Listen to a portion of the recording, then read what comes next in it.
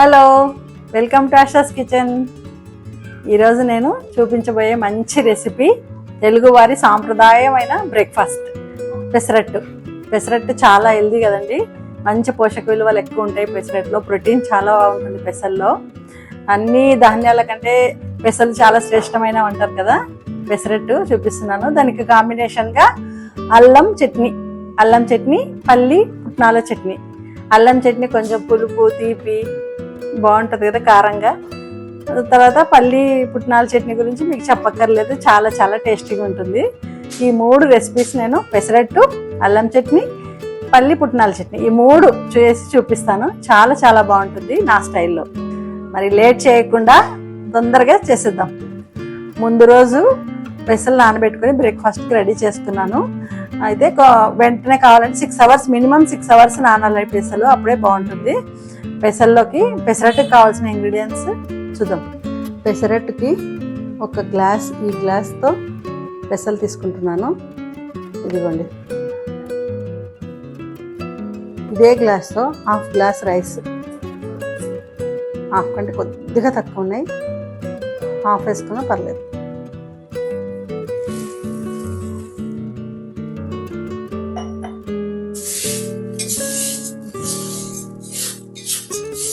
ఇప్పుడు వీటిని 2-3 టైమ్స్ బాగా కడుక్కొని నానబెట్టుకుందాము. హోల్ నైట్ నానబెట్టుకోవాలి, లేదా 8 అవర్స్ 6 అవర్స్ నానబెట్టుకున్నా పర్వాలేదు. నేను నైట్ మొత్తం నానబెడుతున్నాను. మార్నింగ్ బ్రేక్ఫాస్ట్కి రెడీ అవుతుంది. మిక్సీలో గ్రైండ్ చేసుకుందాం.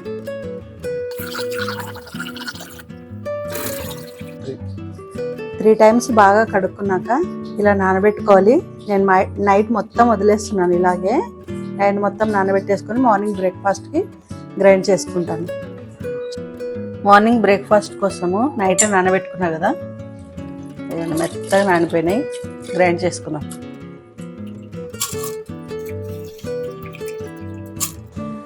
గ్రైండ్ చేసుకునేటప్పుడు పెసలు దీంట్లోకి ఒక 4 పచ్చిమిర్చి వేస్తున్నాను చిన్నవి, ఒక అల్లం ముక్క,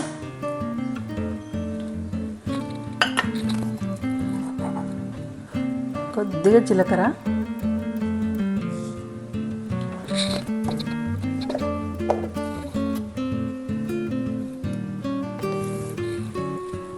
కొంచెం పసుపు వేయడం వల్ల మంచి కలర్ వస్తుంది పెసరట్టుకి. ఈ మొత్తం గ్రైండ్ చేసేసుకుందాం. కొద్దిగా సాల్ట్, వాటర్ వేసేసుకొని గ్రైండ్ చేసుకుందాం.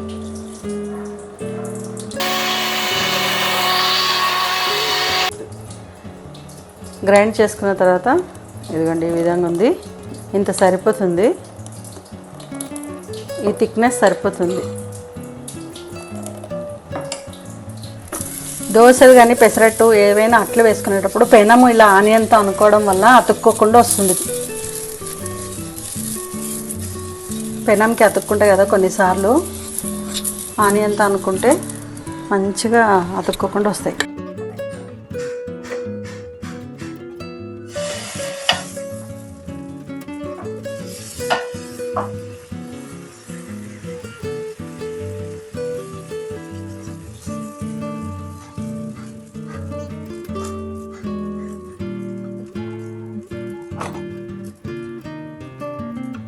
ఆనియన్ పెసరట్టు ఇది. ఆనియన్స్ ఇష్టం లేని వాళ్ళు స్కిప్ చేసుకోవచ్చు. ఇలా ప్రెస్ చేయాలి. ఆనియన్స్ వేసినప్పుడు ఇలా ప్రెస్ చేస్తే మనము రాలిపోకుండా ఉంటాయి ఆనియన్స్.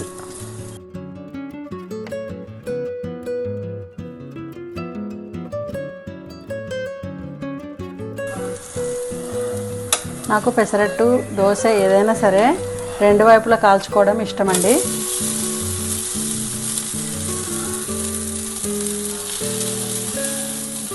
ఎంతమందికి నాలాగా 2 వైపులా కాల్చుకోవడం ఇష్టమో కామెంట్ చేయండి. చాలామంది 1 సైడే కాలుస్తారు, ఎందుకో నాకు 2 వైపులే చాలా ఇష్టం.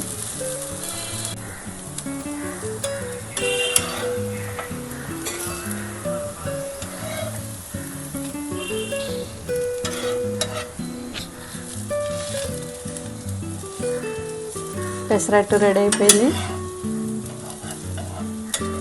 వేడి వేడి పెసరట్టు, ఇదిగోండి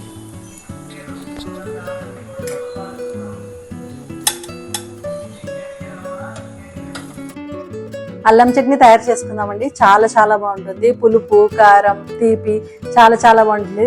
దేంట్లో తిన్నా కాంబినేషన్గా చాలా బాగుంటుంది. దోశలు, పెసరట్టు, ఇడ్లీ చాలా బాగుంటుంది. చేద్దాం. అల్లం చట్నీకి కావాల్సిన ఇంగ్రీడియంట్స్: అల్లం, ఒక చిన్న సైజు ఆనియన్ ఇలా కట్ చేసి పెట్టుకోవాలి, ఎండుమిర్చి, టమోటా చిన్నవి 2 తీసుకున్నాను, శనగపప్పు,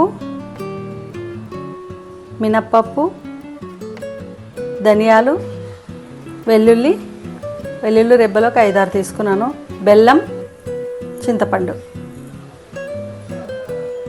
కొద్దిగా కరివేపాకు. ఇంగ్రీడియంట్స్ అన్నీ మళ్ళీ ఒకసారి చూడండి.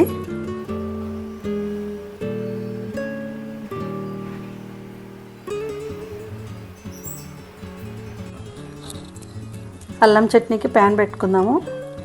కొద్దిగా ఆయిల్, శనగపప్పు, మినపప్పు, ధనియాలు, ఎండుమిర్చి, ఆనియన్, అల్లం, టమోటా, వెల్లుల్లి, చింతపండు, వేపాకు, బెల్లం. ఈ చట్నీ చాలా బాగుంటుందండి. తీయగా పుల్లగా ఉంటుంది. దోశలోకి, పెసరట్టులోకి, ఇంట్లో తిన్నా బాగుంటుంది. ఇడ్లీలో కూడా బాగుంటుంది. ఒకసారి నేను చెప్పిన విధంగా నేను చూపించిన ఇంగ్రీడియంట్స్తో అల్లం చట్నీ తయారు చేసుకొని చూడండి.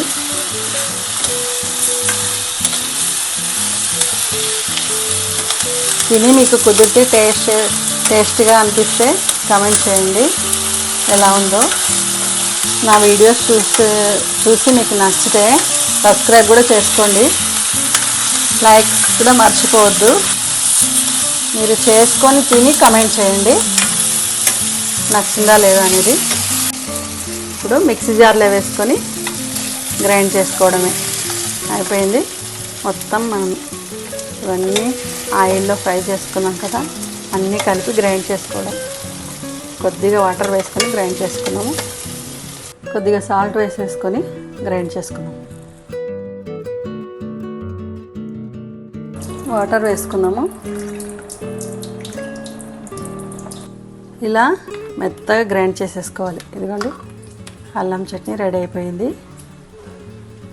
తాలింపు పెట్టుకుందాం. తాలింపు పెట్టుకునే వాళ్ళు, ఇంట్రెస్ట్ వాళ్ళు పెట్టుకోవచ్చు, లేదా ఇలా డైరెక్ట్గా కూడా తినేస్తే బాగుంటుంది.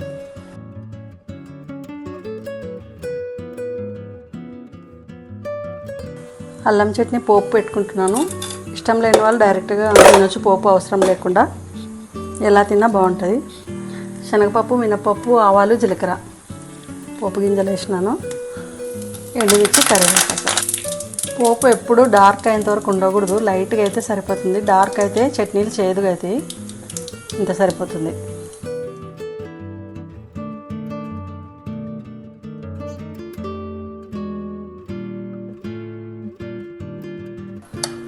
ఎందుకండి పోపు పెట్టుకుంటే ఇలా ఉంటుంది. అవసరం లేకపోతే మనకు పోపు కూడా అవసరం లేదు, డైరెక్ట్గా కూడా తినేయచ్చు. పల్లీలు, పుట్నాలతో చట్నీ తయారు చేసుకున్నాం. చాలా బాగుంటుంది. పల్లీలు వేయించుకున్నాము.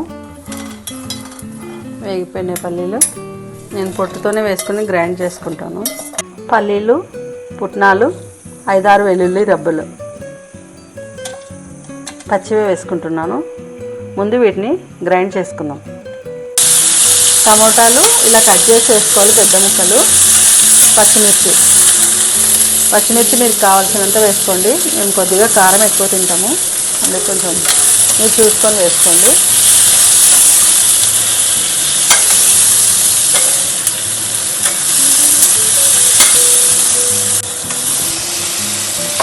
స్టవ్ ఆఫ్ చేసుకొని పల్లీలు, పుట్నాలు, వెల్లుల్లి గ్రైండ్ చేసి పెట్టుకున్నాం కదా, బరకగా గ్రైండ్ చేసుకోవాలి. ఒకేసారి మెత్తగా చేసుకోకూడదు.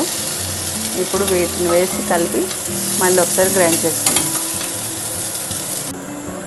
కొద్దిగా సాల్ట్ వేసుకుంటున్నాను.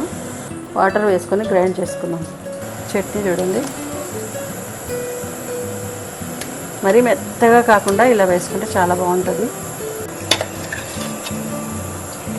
ఇంకా సరిపోతుంది. చట్నీకి తాలింపు పెడుతున్నాం. కొద్దిగా ఆయిల్ తీసుకొని ఆవాలు, జీలకర్ర, శనగపప్పు, మినపప్పు, కరివేపాకు,